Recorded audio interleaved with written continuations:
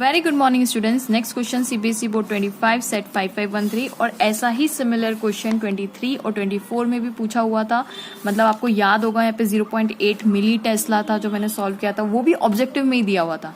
तो at the end of the video आपको जो 23 और 24 दोनों की मैं लिंक दे दूंगी। आप उस लिंक पे क्लिक करेंगे ना तो एंड ऑफ द वीडियो देखेंगे तो लिंक आएगी आपके पास, तो आप वो पुराने वीडियोज भी रिफर कर सकते हैं।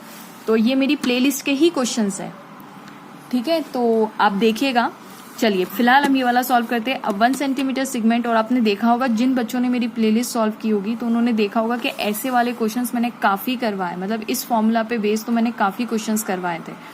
तो ये वाला क्वेश्चन भी करते हैं। A 1 centimetre segment of a wire lying along X axis carries current of 0.5 ampere along positive X axis.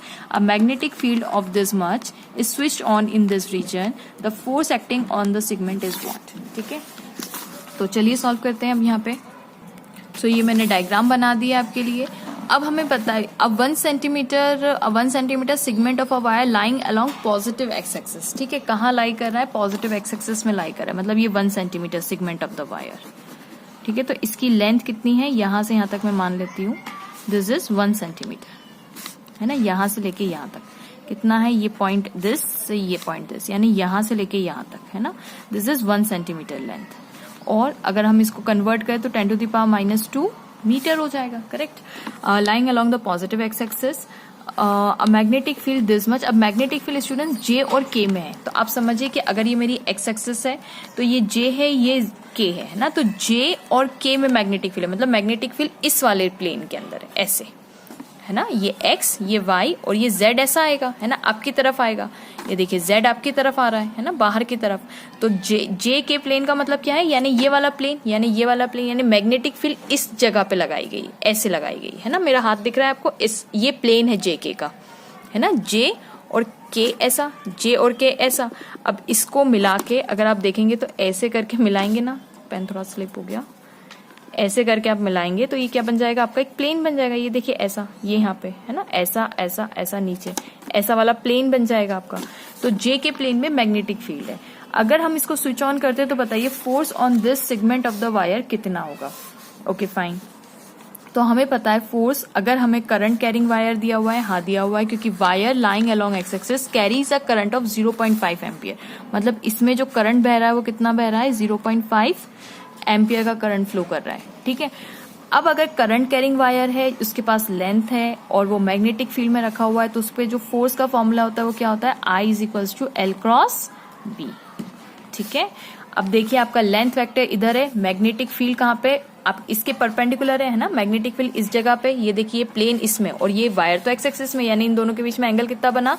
Angle, अच्छा अभी हम एंगल की फिगर ही नहीं करते क्योंकि हमें क्रॉस प्रोडक्ट करना है। तो F = I की वैल्यू में 0.5 रख दूं, क्योंकि देखिए 0.5 एम्पियर दी हुई है। L की वैल्यू में कितनी रख दूं? L की वैल्यू जो उन्होंने दी हुई है वो दी हुई है, हाँ, 10⁻² metre in positive X axis. तो 10⁻² इन I कर दूं मैं, है ना, एक्स एक्सिस, तो I वाली डायरेक्शन। ठीक है, L, ये L रखा मैंने। अब ये देखिए इसको मैं कर दूंगी क्रॉस B। B कितना है? 0.4 मिली टेस्ला है, ठीक है, इंटू J।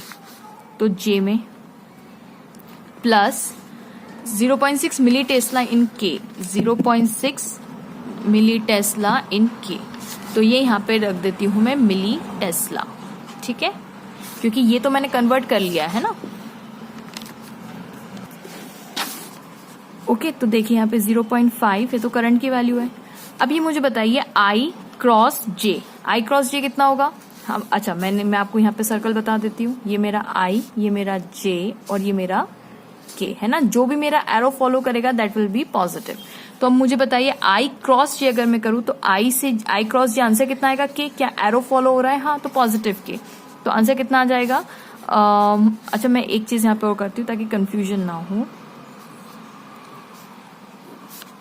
क्रॉस 0.4, ये जो मिली दिख रहा है ना आपको, ये मिली की जगह में देखो, मिली की जगह में क्या लिख सकती हूँ? 10⁻³ तो 0.4 × 10⁻³ कर देती हूँ मैं। ठीक है, J, ये J प्लस 0.6 × 10⁻³ इंटू K। ठीक है, ये के 0.6 इंटू, और ये टेस्ला तो टेस्ला ही रहेगा। तो जो मिली था ना, मैंने मिली की वैल्यू 10⁻³ यहाँ पे रखी और इधर भी मल्टीप्लाई कर दी और इधर भी, मतलब मिली को मैंने इधर भी मल्टीप्लाई कर दिया और मिली को इधर भी मल्टीप्लाई कर दिया। ठीक है, तो 0.5 इंटू, अब हम क्रॉस प्रोडक्ट करते हैं। ठीक है, तो आई क्रॉस जे, मैंने अभी बताया आई क्रॉस जे तो क्या होना चाहिए, एरो को फॉलो करा यानी पॉजिटिव, यानी 10⁻² इंटू 10⁻³ है ना, ये -3 इंटू 0.4 और आंसर वुड बी के, पॉजिटिव के।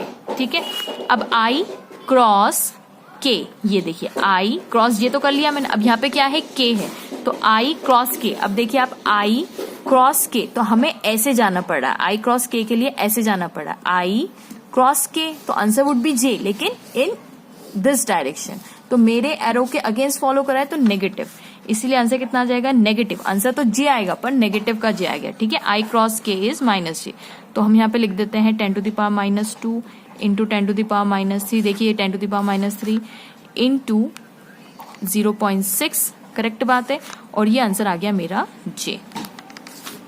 ठीक है, that would be equals to 0.5, ये -5 हो जाएगा, -5 इंटू 0.4, ये आ जाएगा के माइनस 10⁻5 इंटू 0.6 और ये आ जाएगा जे। ठीक है, अब यहाँ पे हम क्या कर सकते हैं, ओके स्टूडेंट्स, अब यहाँ पे हम लोग, अब देखिए हमारा जो ऑप्शन दिया है ना इसमें कहीं भी डेसिमल नहीं है, तो हम इसको कन्वर्ट कर ले, मतलब अगर मैं डेसिमल को यहाँ पे शिफ्ट कर दूं, तो अगर आप हमेशा याद रखें डेसिमल को अगर आप इस साइड शिफ्ट करते हैं तो यहाँ पे नेगेटिव ऐड हो जाएगा, यानी एक डेसिमल में शिफ्ट करे तो -1 को ऐड कर दूं, तो 0.5 इंटू 10⁻6 इंटू 4 और ये के आ जाएगा। ठीक है, माइनस इसको भी डेसिमल को मैं इधर शिफ्ट कर दूं तो 6 इंटू 10⁻6 हो जाएगा, है ना, -1 ऐड हो जाएगा, एक डेसिमल शिफ्ट किया है ना मैंने इसलिए। ओके, अब हमारा आंसर हमारे पास आ गया 0.5 इंटू 4 इंटू 10⁻6, थोड़ा अच्छे से लिख लेते हैं, -6 इंटू 10⁻6 जे हो जाएगा।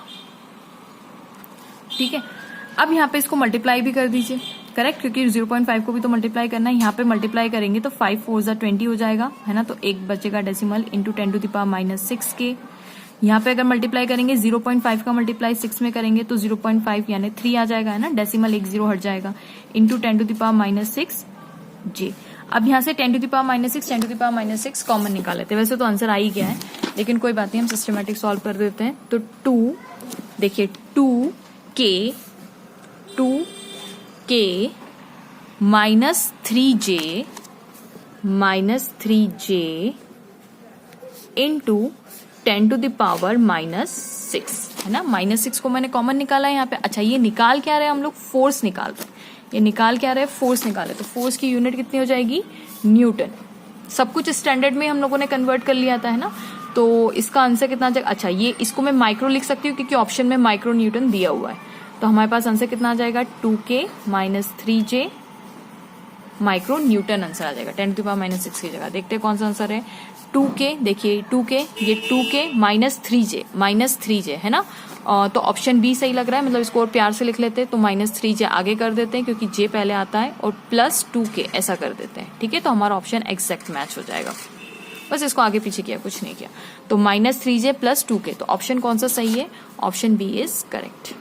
सो होप स्टूडेंट्स आपको ये वीडियो सॉल्यूशन पसंद आया होगा, समझ में आएगा। Keep sharing, keep watching, please don't forget to like, subscribe and share my channel.